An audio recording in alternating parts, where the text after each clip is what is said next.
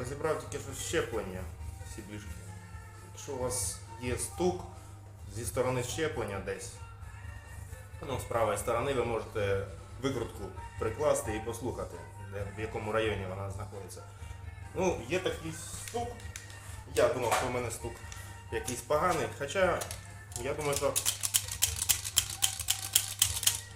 це воно і є. Демпферні пружини, бо люфта на осьового, він є невеличкий, але ж він зажимається гайкою і його не буде чутно. Його не буде, як щеплення зібране.